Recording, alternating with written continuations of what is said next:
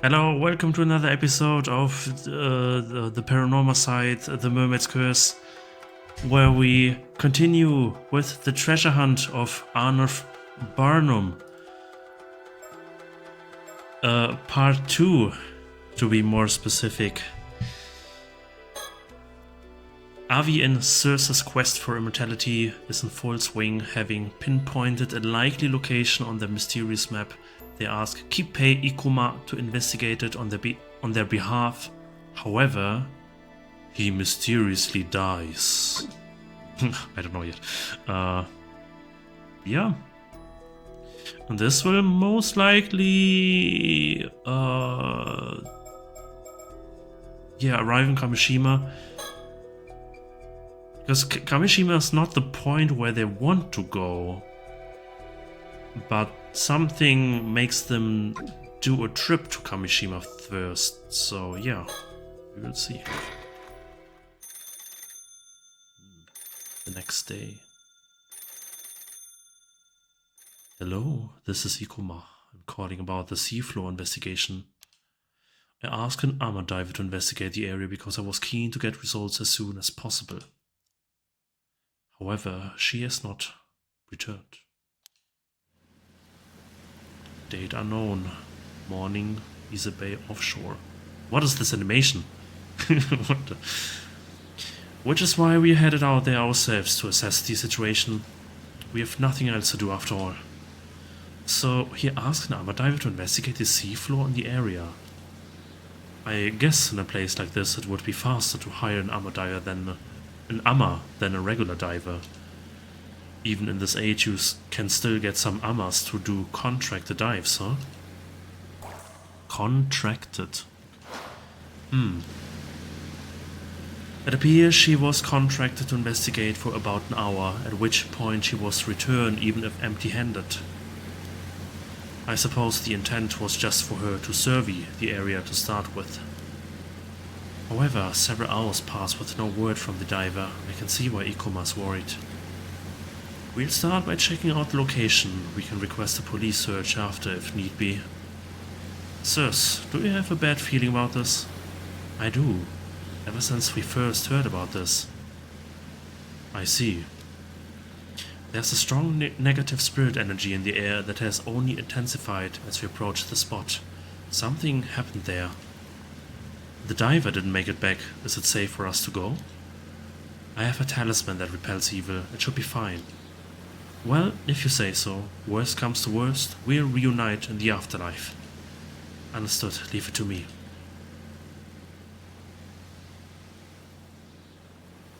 There's something there. Ominous music. That must be the armor diver's boat. There doesn't appear to be anyone around. How unsettling.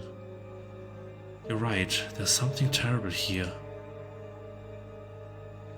Is it really that bad? It is. I can tell even from this distance. It's coming from the bucket. It's saturated with sinister spiritual energy. There's some real powerful curse inside. Ooh. In the first game, whenever we saw like animations like this pointed towards a curse stone.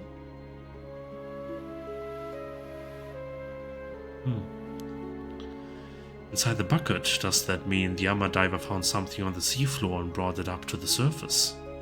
And perhaps succumbed to the curse while trying to get it out? Yes, unfortunately. As we cannot say for certain what misfortune this curse may call forth, I need you to remain cautious. Can you dispel curses, sirs? It depends on the curse itself, but I believe I may be able to handle one of this caliber. That's a relief. Is it really safe for us to approach that boat, though? Yes, it's fine. For me, at least. Understood. If anything happens to me, then I'll leave the rest to you.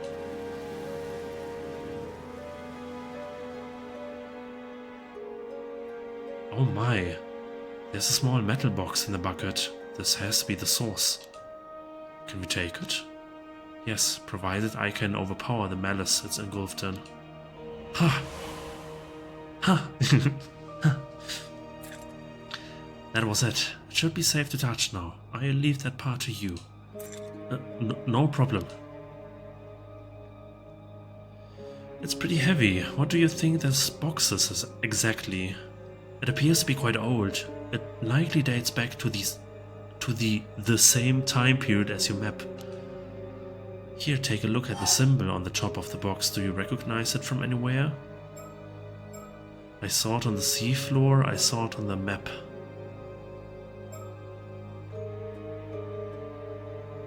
I saw it on the seafloor. Is this like a meta option which I can choose as a player and not as Arnav, Barno, Avi, whatever? I think I saw it on the seafloor. Excuse me?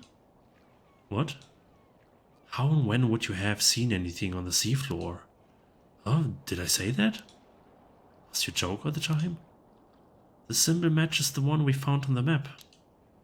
Oh, you're right, it's identical. It's thus fair to say that the map was leading us toward this exact box. That only makes its identity all the more intriguing. There's some strange lines on the side. Perhaps it is some sort of pattern.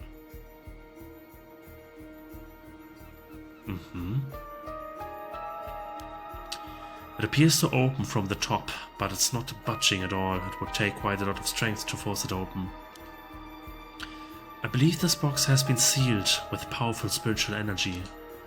It was probably sealed by a skilled sorcerer a long time ago. I doubt it will open by any normal means.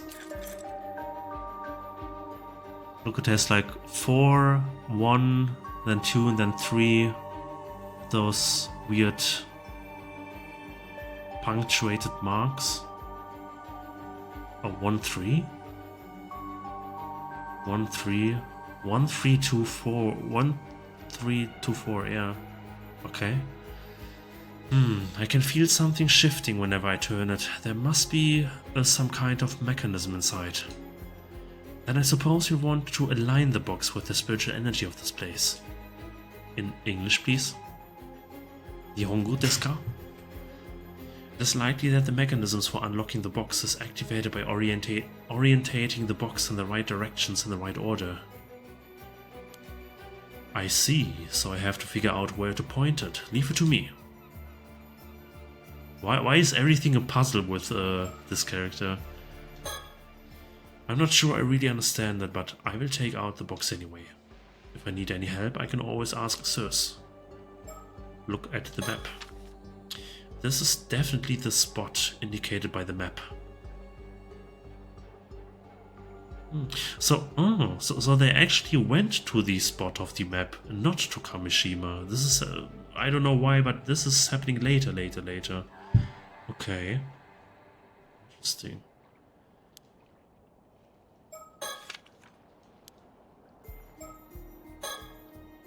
I thought getting rocked by the waves on a small boat like this might make her seasick, but she looks fine so far. I had no idea we'd encounter a curse today. It's a good thing Circe was here.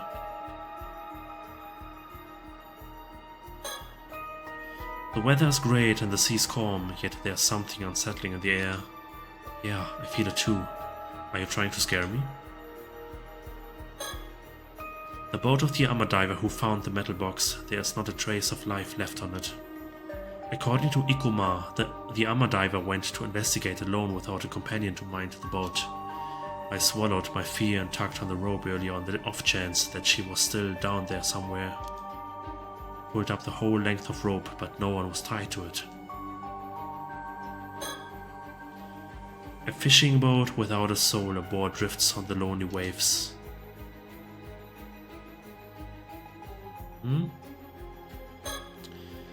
The closest shore to us is the east side of the Shima Peninsula. Got a good view from here. I think I can see all the way from Ijika to Kusaki. That's right, both have a lot of armor, but Kusaki is especially known as a holy ground for armor divers. Far shore. The far shore we see here is Toba's Arashima and Uramura, I believe. I heard Uramura district's oyster harvest is so plentiful that you can find all-you-can-eat clam buffets from fall to winter there. Really? We should have come during a different season. I would have loved some fresh oysters. Oysters, near my island. I think that's the remote island of Sugashima, with Toshijima visible just beyond. Toshijima is the place where the pirate daimyo Kuki Yoshitaka apparently took his life. Right. Distant island. That island may look isolated, but it's actually Kamishima. There was a poster for it at the end. Whoa. What? What's so amazing about it? I can feel a horrible presence even from all the way over here. Almost like some kind of curse. How can I best put it? Like some persistent, heavy grudge. I think it's coming from the islands south? Looks quite normal to me. Is it really that bad? It is. I'd rather not go there. It will make me feel sick. Uh-huh. Uh-huh. Interesting, interesting. Anyway. It's possible this area is key to getting the box open, so we should try to figure it out before leaving. Got it. It's possible, got it. Take out the box. Now then, how to open this metal box? I should investigate the box and rotate it so I can get a good look at all four sides. I have to orient the box in the right direction, but what is the right way? The patterns on the box's sides are quite intriguing. They must be related to the solution somehow. Okay, I can rotate it left and right. Rotate my arm.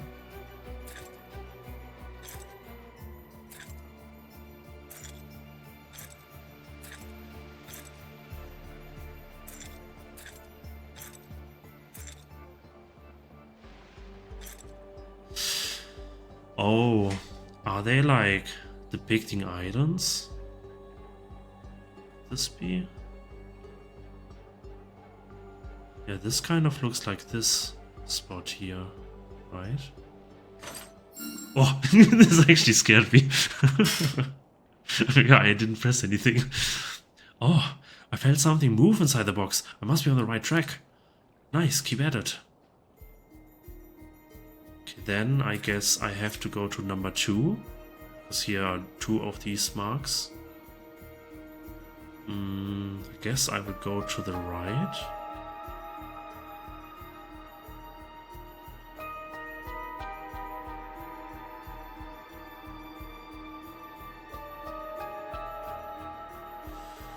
This is a bit more difficult.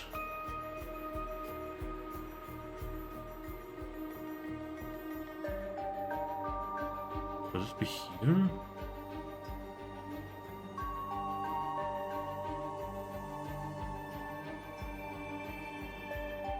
Or here? No, I don't think so.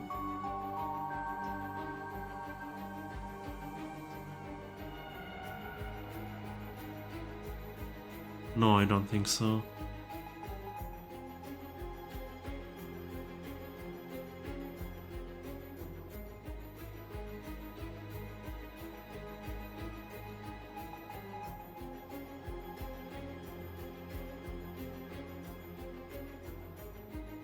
Sukuta!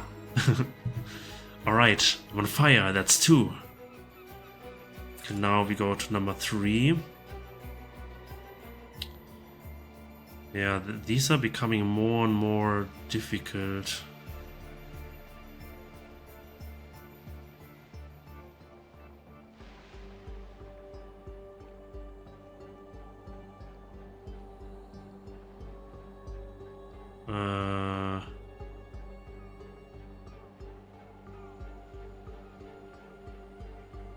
This one, this is the spot.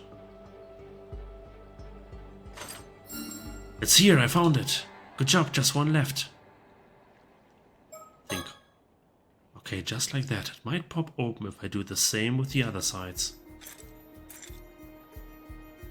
Or this is probably Kamishima. Or not. I was tricking you.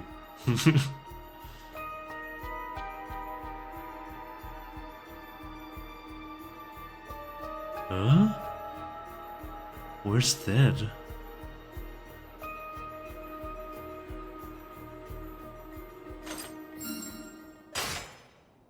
I knew it, because south of Kamishima is Taishima, and even though we didn't see anything, back then there was an island, so this makes sense, I guess.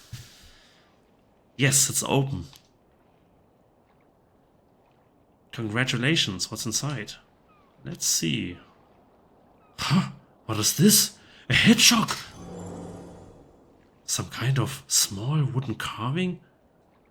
It's a curse stone. But it doesn't look so neatly designed as in the first game.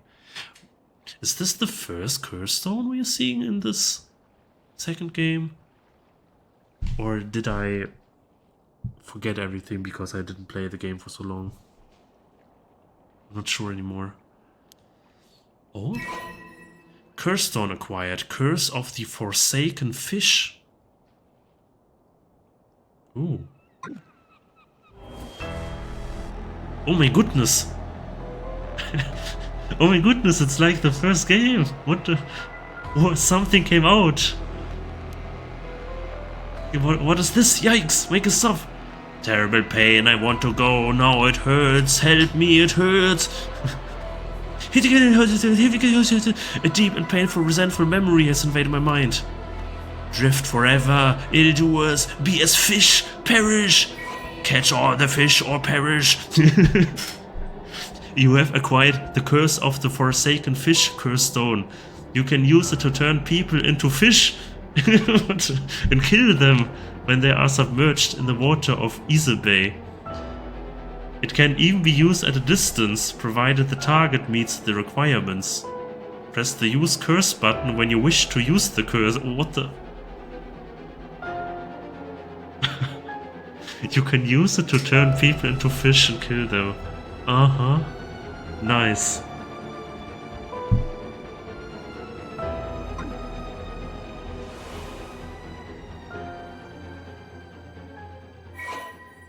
Files updated. Curse of Forsaken Fish. This is our real first curse in the game. We know of the samurai curse, but we don't know the exact trigger conditions, just with mirrors or something. Huh. Curse of Forsaken Fish. Interesting. This is more like a dragonfish, like a Ryugu, right, from the legends. This is more like to the fish mermaids than the human mermaids. A curse born from the final moments of Hayase, a mermaid brutally tortured to death by humans on Taishima around 400 years ago. This was one of the 3 mermaids, yeah. Oh. 400 years ago.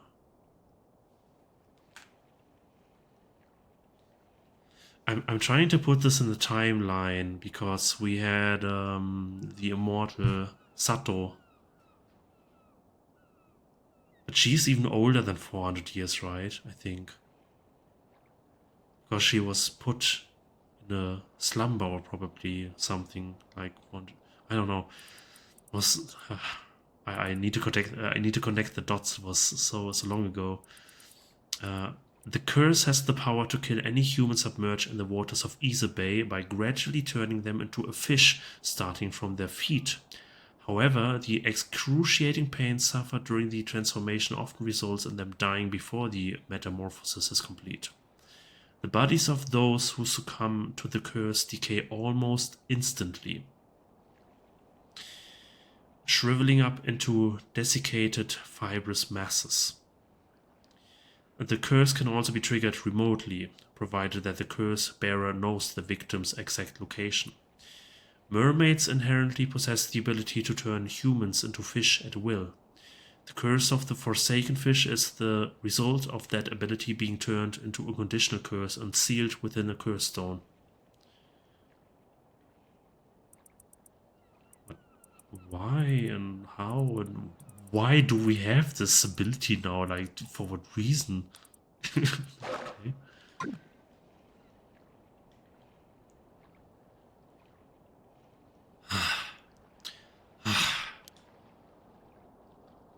What the hell was that?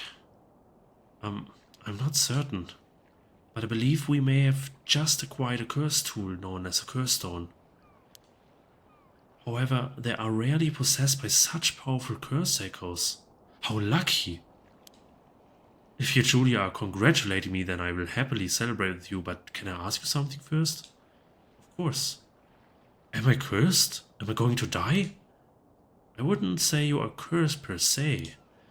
There was a similar case in Tokyo last year. Hold on for a minute, I cannot think straight. This is far too overwhelming. An incredible amount of information flooded my mind just now.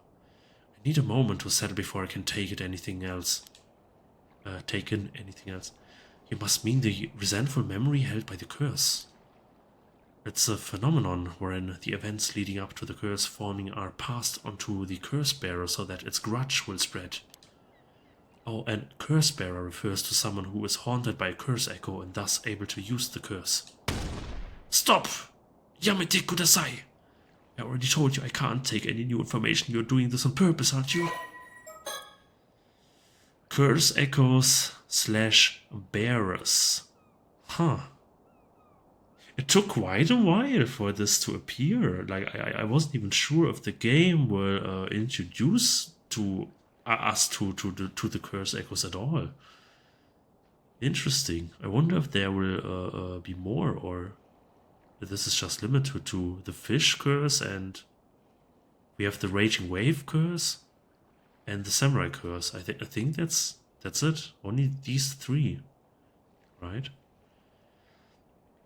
Curse echoes are the visual manifestations of curses. These manifestations are fundamentally related to the origin of the curse, but they do not always take the same shape, sometimes appearing in a more abstract or disfigured form instead.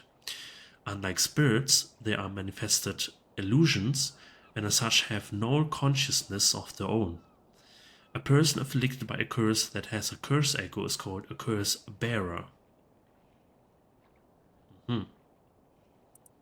Even among curses, a curse that contains a curse echo should be considered very powerful in and of itself. Ordinarily, those with no spirit sense would not be able to perceive a curse echo, but such individuals who become a curse bearers by coming into possession of a curse stone or some other means can see other curse echoes. Curse stones. A type of curse tool that allows even people without any spirit sense to wield curses. As long as the tool meets the above criteria, items of any shape or size may be referred to as curse stones. Many curse stones have conditions that must be fulfilled to use them, often based on the spiritual power and characteristics of the curse itself. If a curse stone has low spiritual power, it may only be possible to use it under specific circumstances, such as when under the influence of the Feast of Shadows, a spell that heightens the potency of certain types of spiritual energy. I think I just learned why Taishima sank 400 years ago. Let me sort out all of that first. Really? Tell me. Ima! Yeah, give me a minute. Date unknown, afternoon, Toba City area. Well, this chapter is unexpected. I didn't expect all of this at all. Thank you for investigating the situation for me. I was involved in an accident many years ago, so I can't bring myself to go out to sea anymore. You've been a tremendous help. Oh, I'm sorry to hear that. We actually got our hands on something quite valuable, so we owe you thanks as well. That's great. I'd love to hear more about what you discovered, if you don't mind. Of course. We are in Ikuma's debt. I suppose we ought to tell him everything we've learned. We are currently at the mouth of Kamo River. There's a residential area further upstream. It seems Mr. Ikuma had just arrived in Toba, so we managed to meet up without any problems. Even when a curse fell into our lap, she managed to remain calm. Only a consummate professional like her could be so cool and collected with all that's happened. Will he believe us if we suddenly start talking about curses? Can we just not bring it up? You think you can explain it all without bringing them up? Well, we'll see how far we get. Will he...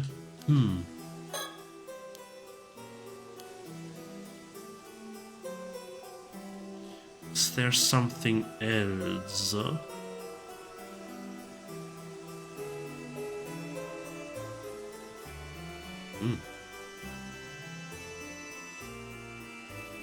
I don't think so.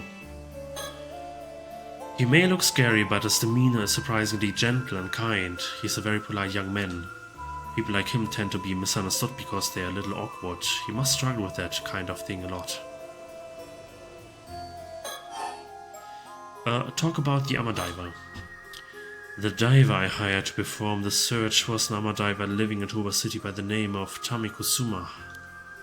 I thought there was no way we could pull off the search, but that's when she agreed to take on my request.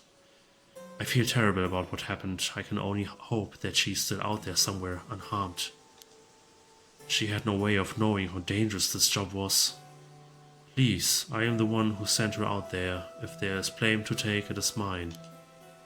But still, what exactly happened out there? About that, let's start with this metal box the armor diver found. Please do. Onegaishimasu. It appears Miss Suma decided to take on my commission alone and set out to see by herself. Perhaps things would have ended differently if there had been a boatman with her. It appears, perhaps... Okay, talk about the box. So basically, this is the wooden carving we found inside the metal box. I see. So your map indicated the location of this wooden carving. You believe so? The question is why? Why go all the way to not just hide it, but to conceal the map in a mermaid mummy? How very intriguing. I suppose a carving like that would have had some value back in the day, but to go through all the effort to preserve it like this. I believe what was preserved was not the carving itself, but the mermaid's memory that was stored inside the curse. Dun dun dun! A curse? Dun dun what now? That's right, in other words, the one who made that box entrusted it with a message, and we are the recipients. Please calm down, I'm feeling quite lost. I know you're quite excited, but I think we have no choice but to start explaining the curse. That's right, it's curse chit-chat time. You may be a bit too rational to believe what I am about to tell you, Mr. Ikuma, even so I ask that you try your best. Huh? If you're ready to hear it, I'm ready to say it. Come, give me your answer in the next 3 seconds. 3. I am prepared. Please tell me. Psst. I see. So the Taishima mermaid known as Hayase was killed by raiders. The hatred she left behind became a curse that entered this wooden carving.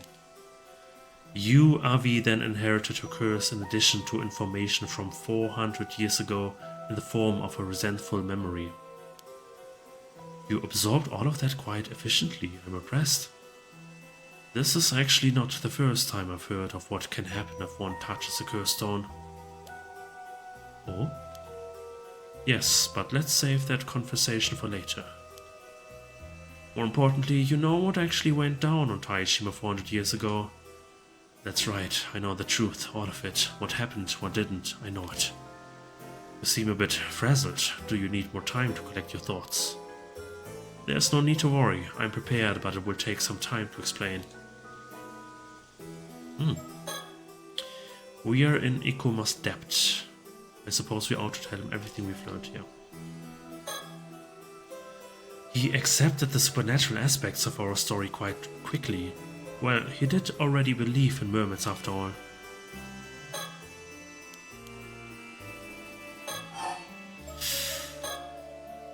That reminds me, I meant to ask about the metal box.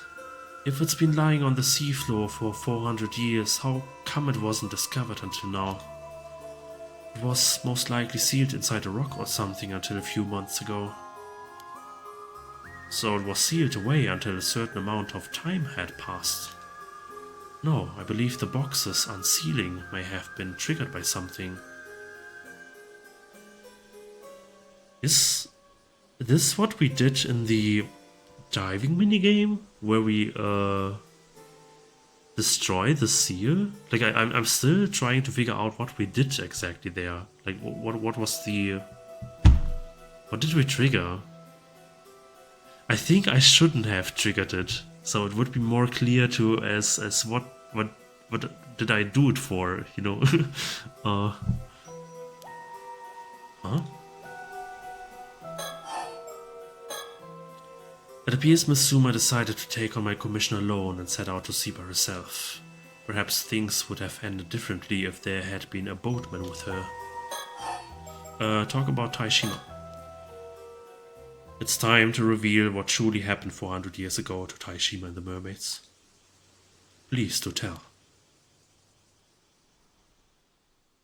Around 400 years ago, the area of Shima province, which included Taishima, was governed by the Kuki clan. The leader of the clan at the time was Kuki Sumitaka, and it was his duty to protect the secret of the 3 mermaids living on Taishima. That must have been Sobai, Nagame, and Hayase. However, the legend that eating mermaid flesh could grant immortal life was well known, so he secretly hid them on Taishima so no one would learn about their existence. It appears Sumitaka thought of the mermaids as a sacred or divine existence. The thought of seeking immortality for himself likely never crossed his mind. The land where the mermaids lived was a sanctuary that he fiercely protected at all cost. In other words, Taishima was an island where people worshipped the mermaids in secret. Indeed, it meant the people living on the island were not simple commoners, but guards tasked with protecting the sanctuary and its mermaids.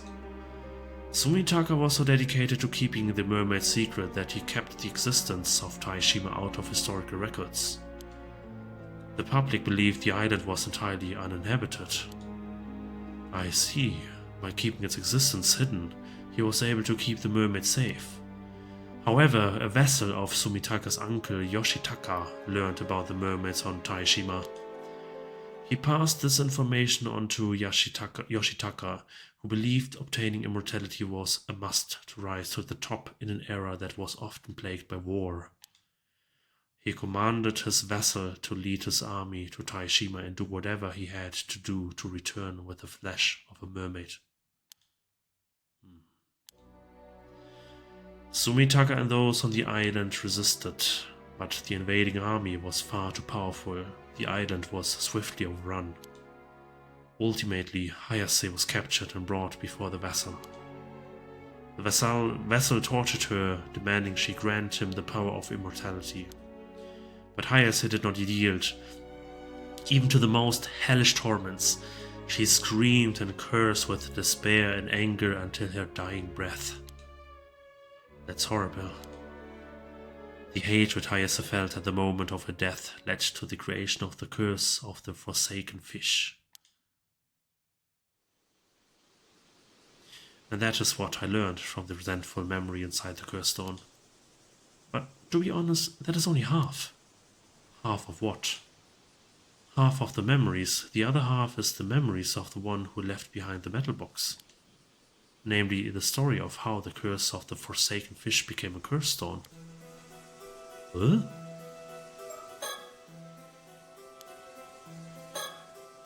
He accepted, well...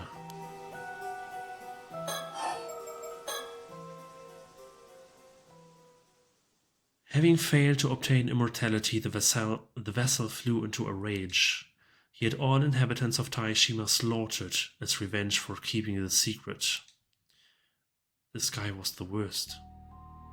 Finally, he continued his advance into the sanctuary the islanders had protected down to the last man. There he destroyed its shrine. What irony that he came so close to the secret he had been so desperate to find. Are you saying the other two mermaids were still in the sanctuary? No, they had already fled Taishima. Oh?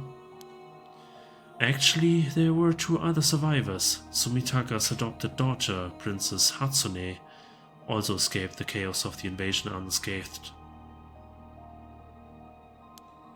There was one other islander who managed to survive as well, taking with him the treasure the mermaids had protected.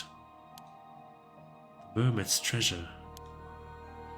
This may shed some light on the descendant you spoke of earlier. Of course, she must be a descendant of the man that escaped that day. We now know she was correct when she spoke of 3 mermaids living on Taishima. So we do. So we do, yeah.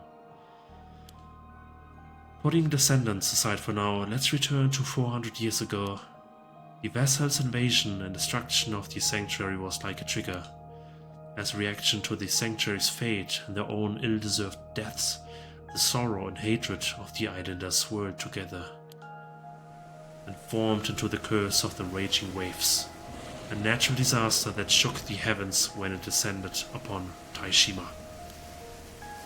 Huh? The curse bombarded Taishima with violent winds, earthquakes and thunder. Then, in a final act to protect Taishima's lost sanctuary, they sank it into the sea to destroy all evidence of it ever existing. They destroyed it. The small island of Taishima sank swiftly under the waves. The vessel and all of his men were, of course, all killed thanks to the curse. But one problem remained. That wasn't the end of it.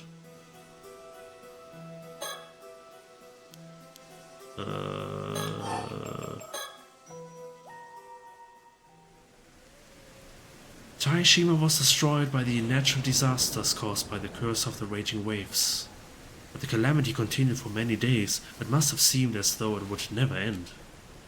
Can't imagine how terrifying it must have been. Sumitaka even sought out a famous Omyoji to dispel the curse, but he was unsuccessful. The curse would eventually sink to the bottom of the sea alongside the sanctuary and be sealed there. Only then did the calamity end.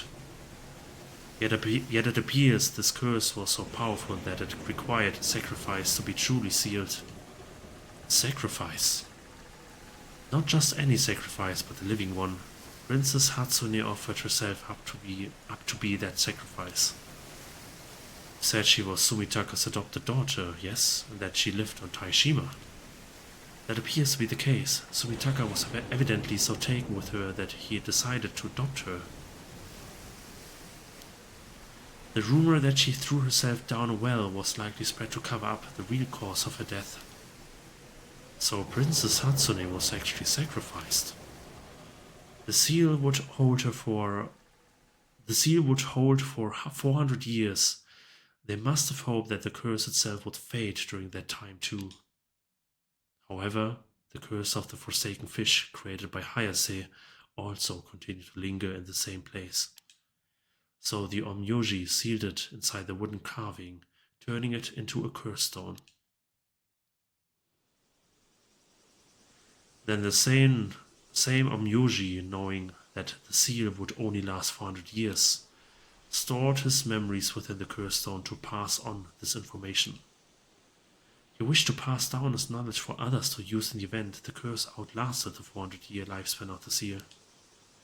He left behind instructions on how to completely dispel the curse of the raging waves. Indeed, I have compiled it all in my files. Let's go. Oh my god. Curse of the raging waves. A curse that causes an outbreak of turbulent waves and violent storms in the seas around Kamishima. It is said that the curse was born from the resentment of the former residents of Taishima, an island once located to the south of Kamishima, after someone brought about its destruction. Some believe that several of the disasters that have struck Kamishima in the past were actually caused by this curse in some manner, including the Kamishima South Sea disaster that occurred 5 years ago. The person accused of bringing the curse to Kamishima was called the Raging Waves Curse Bearer and was shunned by the island's inhabitants. In truth, the curse has been perpetually active ever since its inception. The sacrifice offered 400 years ago merely served to seal the source of the calamity during this time. It is believed that Mare Minakuchi attempted to lift the curse once and for all, only for her failure to give rise to the disaster 5 years ago.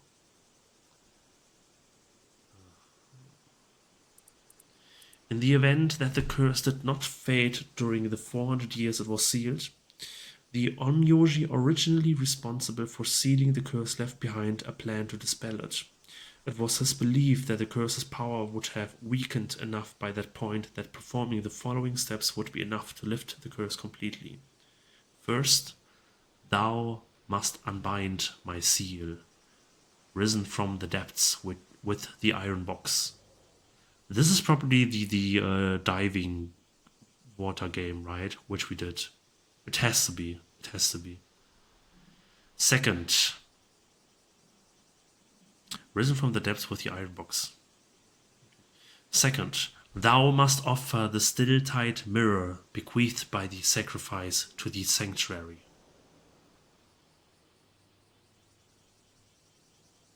Okay.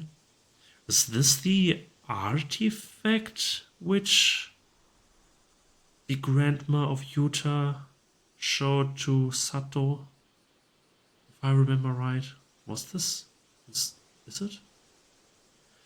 Third, let those who share blood with the lost souls of Taishima be the ones to offer appeasement.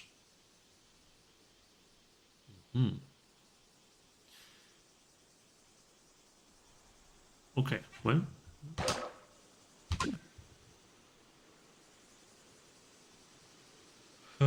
So that's what happened. And that wraps it up. I got all that info beamed into my brain and flesh, and yet I still managed to present it as an enticing narrative, huh? How amazing was that? You're utterly astounding. Wow, incredible. Sugoides. Invasion of Taishima. What the... What is this huge file? Oh my goodness. Well, let's go. Invasion of Taishima. Around 400 years ago, during the Sengoku period, Oda Nobunaga was assassinated at Honnoji Temple. Kuki Yoshitaka, commander of the Kuki Navy, had steadily been gaining influence within the clan, but he now found himself at a crossroads in an era still wrecked by the turmoil of war.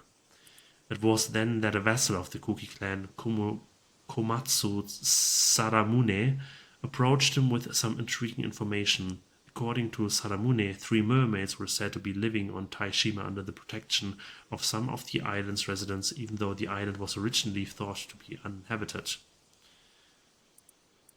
It was widely known through folklore that eating the flesh of a mermaid granted one immortality and eternal youth. Sadamune urged Yoshitaka to take advantage of this, suggesting that if he possessed such power, an invincible army would be his to command. Seeing this as the opportunity he had been waiting for, Yoshitaka ordered Sadamune to capture the mermaids and bring them back to him. However, Kuki Sumitaka, Yoshitaka's nephew and head of the clan at the time, strongly opposed his approaching Taishima. It was in fact Sumitaka who had secretly been protecting the mermaids on Taishima. Believing the mermaids to be messengers of the gods and the island as sacred sanctuary, he had worked to keep them isolated from outside influence. His adopted daughter, Princess Hatsune, was also living in hiding on Taishima at the time for other reasons, which further strengthened his opposition to Yoshitaka's plan. However, it was not long before Komatsu Sadamune learned of this. He reported to Yoshitaka that Sumitaka was not only planning to keep the mermaids for himself, but was also secretly moving to build an army of his own. Infuriated by what he perceived as an act of rebellion, Yoshitaka gave the order for Sadamune to prepare a military invasion of Taishima. Upon receiving the order, Komatsu Sadamune immediately set sail for Taishima at the head of a large army. Caught off guard by the unexpected attack, Sumitaka scrambled to send out his own forces in an attempt to resist, but was unable to prevent the enemy from landing. In the blink of an eye, the once peaceful and beautiful landscape of Taishima was transformed into a nightmare. The islanders, guardians of the sacred land, desperately fought back, but they stood no chance against seasoned soldiers hardened by years of battle on the front lines, and one after another they fell before the invaders. Sadamuni ordered that even women and children be cut down without mercy, and soon the waters around Taishima ran red with blood. Sadamuni's forces swept across the island, searching every inch for signs of the mermaids as they pressed their assault. Finally, they discovered a mermaid in hiding by the name of Hayase and captured her. Sadamuni demanded that she make his troops immortal, but the mermaid staunchly refused, even as Sadamuni turned to torture, inflicting unspeakable pain with every refusal. The torture escalated until eventually even her supernatural nature was not enough to withstand the torment. On the brink of death and resigned to her fate, Hayase gave a final terrible cry, overflowing with resentment and anger as she breathed her last. Sadamuni ordered his men to take the flesh from her body, but as they moved to do so, a strange phenomenon began to occur. All the soldiers who approached her body began to transform into fish, their bodies decaying rapidly as the transformation took hold. Hayase had cast a curse upon them with her dying breath. With the one mermaid Sadamuni had captured dead and his forces decimated, he began a mad search of the island in pursuit of the remaining two mermaids. Eventually he found a deep cave in the interior of the island that extended far beneath the earth, reaching down to the seafloor. In the deepest part of the cave was a shrine and a door with a powerful seal over it that he couldn't open no matter how hard he tried. Convinced this had to be the entrance to the sacred land, the home of the mermaids, Sadamuni gathered all his remaining gunpowder and artillery and unleashed it on the door, destroying both it and the shrine in the process. The next moment, a violent tremor wrecked the entire island, and the skies above were engulfed by a storm. The repercussions of his desecration of the sacred land and the resentment of the islanders he had senselessly slaughtered blended together, unleashing an all-consuming calamity that seemed to shake the very heavens and earth. Ravaged by fierce earthquakes and vicious storms, Taishima sank beneath the waves, as if nature itself sought to protect the sacred land by erasing all traces of its existence. Thus were Taishima and the sacred land, along with Sadamuni and his army, lost to the sea in an instant. The only survivors of this tragedy were two mermaids and two islanders that had successfully made their escape from the island. Hayase had in fact stayed behind as bait to allow the others to escape. The two surviving islanders were Princess Hatsune and a man named Somikawa, who had been assigned the duty of protecting a relic important to the mermaids. However, the tale did not end with the sinking of Taishima. Sumitaka eventually made it to the seas near the island, but fierce anger and resentment darkened the waters around it, and the curse born from these dark emotions, the curse of the raging waves, had given rise to a storm that continued to rage even several days after the incident. Furthermore, the curse born from Hayase's final moments, the curse of the forsaken fish, also continued to exert its influence on the area, causing anyone who entered the storm's domain to transform into a fish. The situation had grown beyond anyone's ability to control. Sumitaka, looking for a solution, turned to Tsuchimikado Harukage, a renowned onmyoji and friend of Princess Hatsune. After conducting investigation, Harukage concluded that the source of the curse was the sacred land, now sunk beneath the waves. Although the curse was too powerful to dispel, it would be possible to seal the sacred land by offering up a sacrifice, thereby suppressing its calamitous effects. The seal would last for 400 years, by which time he anticipated that the curse of the raging waves would dissipate. Hearing this, Princess Hatsune volunteered to sacrifice herself in the hopes that it would bring peace to the souls of the islanders who had looked after her during her time on Taishima. With her noble sacrifice, the storm at last died down, and peace was restored to the seas around the island. A bronze mirror in Princess Hatsune's possession at the time was imbued with power to serve as a talisman to calm raging waves and was passed from person to person over the years, eventually making its way to Kamishima. Tsuchi Mikado Harukage was also able to seal the curse of the Forsaken Fish in the wooden accessory that Princess Hatsune had been wearing, turning it into a curse stone. Harukage used the resentful memories contained within the curse stone to create a record of the event, which he sealed within a heavily locked iron box before concealing it in a rock on the seabed. In the event the curse of the raging waves had not abated even after 400 years, he made it so that the seal on the rock would be lifted at the same time as the seal on the sacred land, so that the record of what had happened and the method of undoing the curse would make its way to future generations. I wonder if we are kind of Tsuchimikado Harukage. I mean, as a player. If it's something similar in that regard to the first game. Okay. Meanwhile, to protect the sacred land and the mermaids, Sumitaka ensured all records of Taishima were erased, so no mention of the island or the disaster that had befallen it would make its way into historical accounts. He also concocted a tale in which Princess Hatsune had thrown herself down a well in defiance of a political marriage in order to conceal her sacrifice. Afterwards, Kuki Yoshitaka, infuriated not only by his failure to obtain immortality but also by the loss of his primary military force, murdered Sumitaka, who opposed him to the very end, and seized control of the Kuki clan in both name and nature. He had his vassals search the area around Taishima countless times after that, but it is said that they found neither the mermaids nor any trace of their existence. Oh boy. This sure was a file.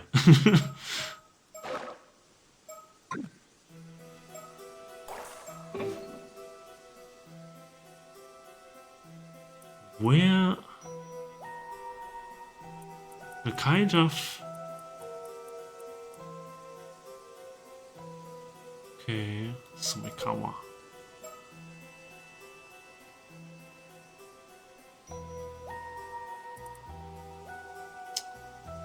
I thought I heard some of these names before, but apparently I was wrong. It's kind of hard with all these Japanese names. Anyway.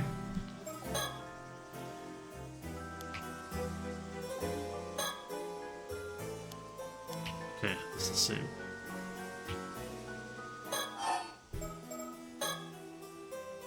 I compiled all the details of the story in these files, so feel free to go over it at your own pace.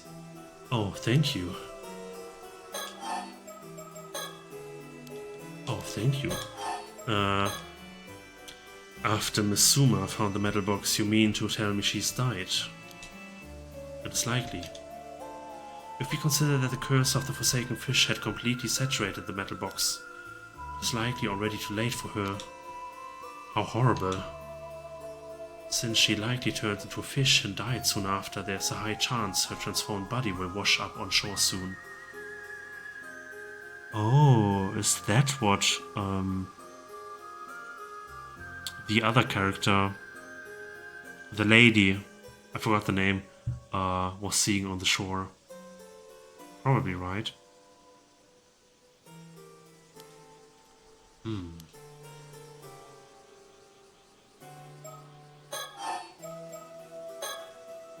I compiled all the details of the story in these files, so feel free to go over it at your own pace. Oh, thank you. Huh? Wait a second. Something wrong? Avi, if someone is affected by the curse of the Forsaken Fish, the transformation starts at the feet and travels slowly up, yes? I believe so, though it's hard to say for sure without witnessing it. If it is true, then that may explain the true identity of the fish mermaids discovered in this area. It could have been the bodies of those who died in the middle of transforming due to the curse of the forsaken fish. Oh, that's a convincing theory. Isn't this... I mean, obviously, like, you don't have to spell it out. Fish mermaids have been recorded as having only human heads or faces, or appearing human just from the chest or shoulders up. If the curse starts at the feet and travels upward, that would explain the variety of fish mermaids that have appeared. The process is so painful that most die mid-transformation, and the curse causes the corpse to rapidly wither, forming a fibrous mass.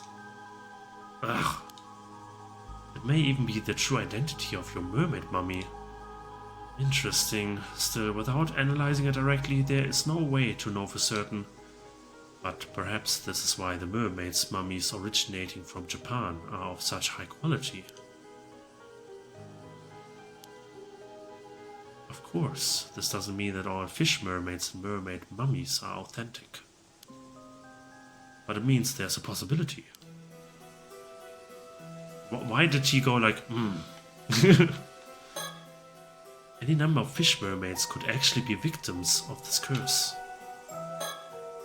We are in equal steps still.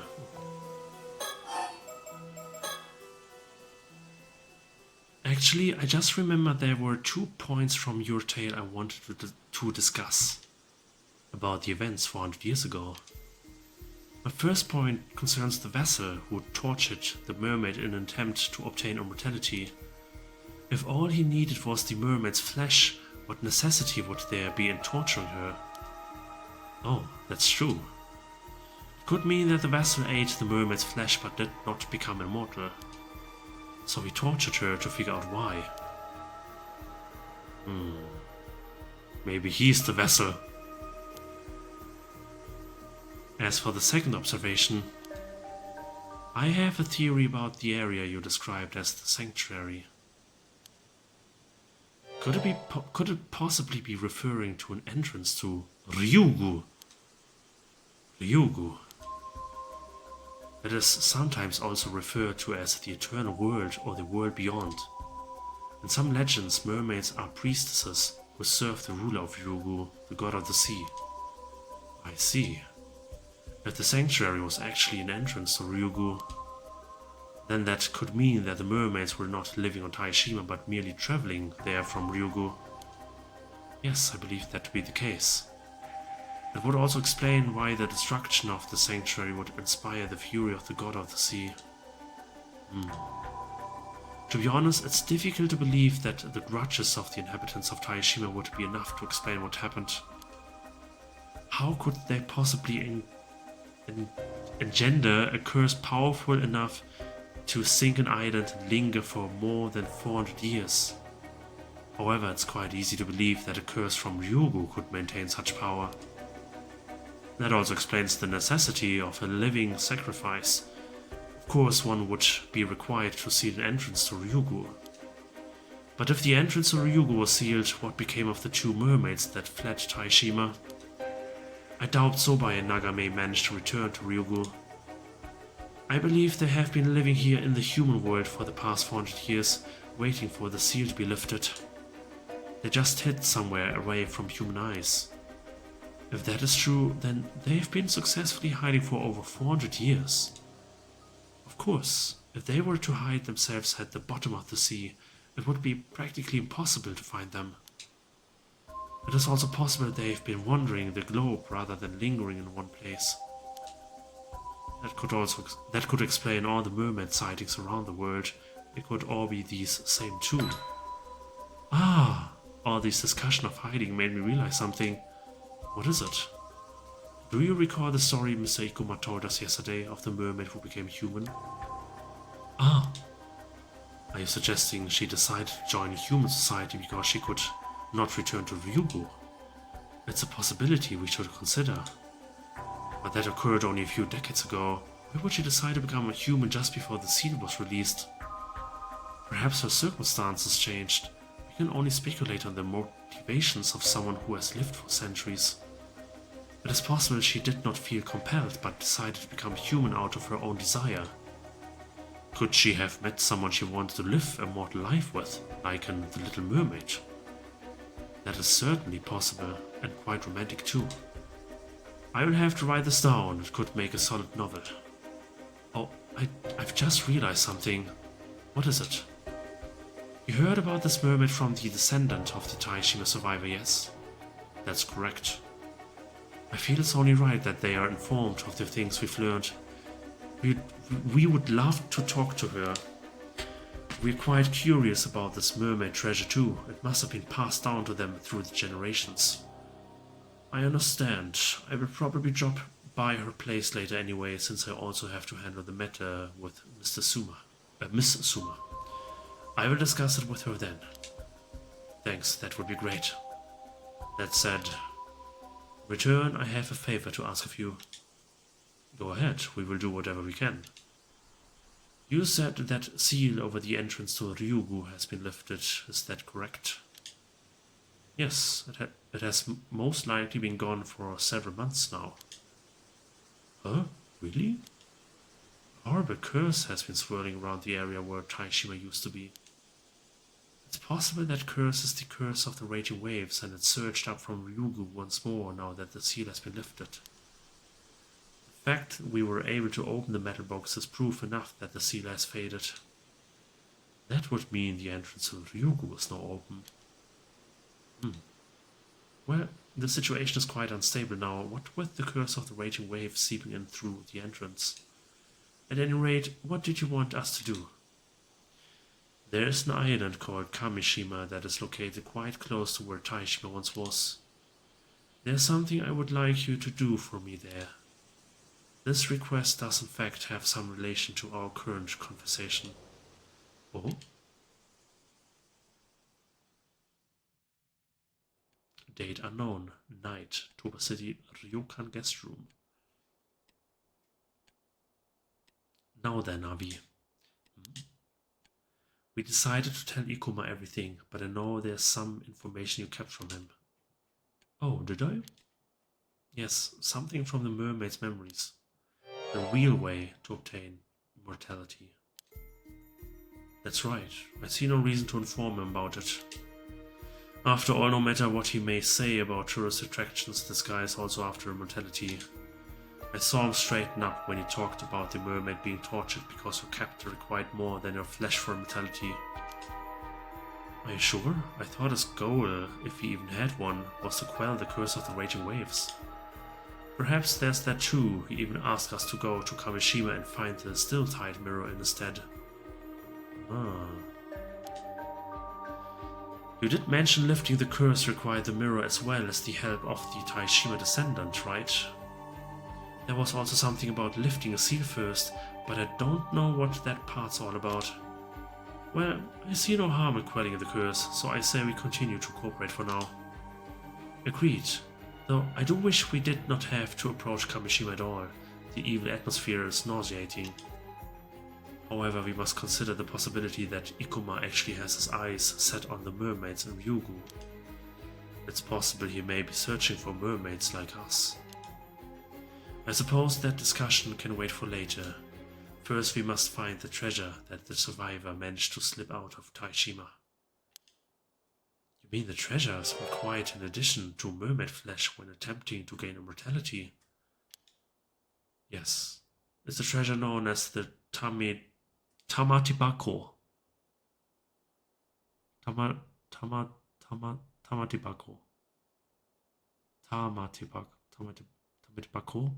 Tamatibako, I don't know. Mermaid flesh has to be put inside and purified by it to have any effect. So, provided one has both the flesh of a human mermaid and a Tamatibako, then immortality is indeed attainable. Boom! Tamatibako. Okay, like a wooden box. A box often referred to as a relic, used by the mermaids who once lived near Taishima. A similar box also made its appearance in the tale of Urashima Taro as the box gifted to the eponymous protagonist by Otohime, leading to its name becoming widely known. The box is filled with a spiritual energy similar in nature to that with which fills Ryugu, the mermaid's original home. Objects placed within it may thus be kept in the same state they would be within Ryugu. It is said that the mermaids use the box to bring objects from Ryugu with them that they would otherwise have been unable to transport to the material world. But it also has the secondary effect of returning mermaid flesh, normally only able to exist in a transient state in the material world, to the state it would be in Ryugu, thereby restoring its ability to grant immortality. If we could meet with the Taishima descendant, they could probably provide us with information on the Tamatebako. I concur. If we could get our hands on the Tamatebako, we wouldn't have to worry about Ikuma. However, it's likely he is wary of us and will keep us from meeting the descendant. At the very least we know he is cautious enough to keep her name secret. Well, that's why I asked him to hand her our little souvenir. Ah, what was that all about anyway? You're sure we're not going to need that iron box?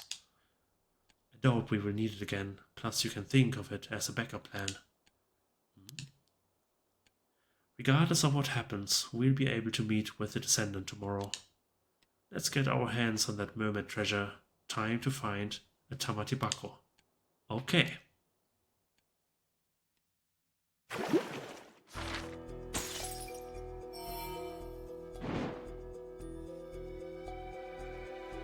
Interesting. Treasure Hunt Part 2, date unknown, August 1980X. Avi and Sirs finally find the treasure, which happens to be a curse stone imbued with memories of malice. Avi gleans masses of information from the memories and turns his search to the Tamatebako in his quest for immortality. This chapter wasn't at all what I was expecting. I will say it again. Lots of lore, lots of information, lots of talking. I'm a bit tired, but I think this was still interesting and still required to, I don't know, summarize all of the folklore and myths which we gathered from all these other chapters. Like now we have concrete proof and evidence of what really happened, and this is nice going forward, I think. Yeah. This makes also sense in a way that we get this chapter now for Yumiko Shiki, because now we know the nature of the mermaids they happened upon. Yeah, in these chapters, unidentified skeletons, Izushima investigation. These were the divers probably.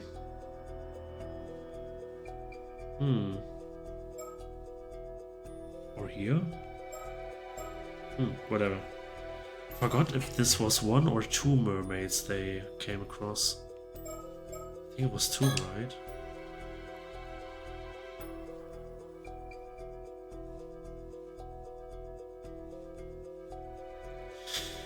But a foreign girl with psychic abilities stops them. This was Sirs.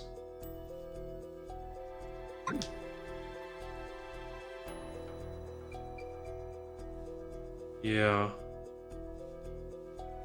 All of this must have happened way earlier, right? I think. Oh, it's so weird. Well, whatever. I will take a rest now. Thank you for tuning in, and I will see you in the next episode. Bye bye.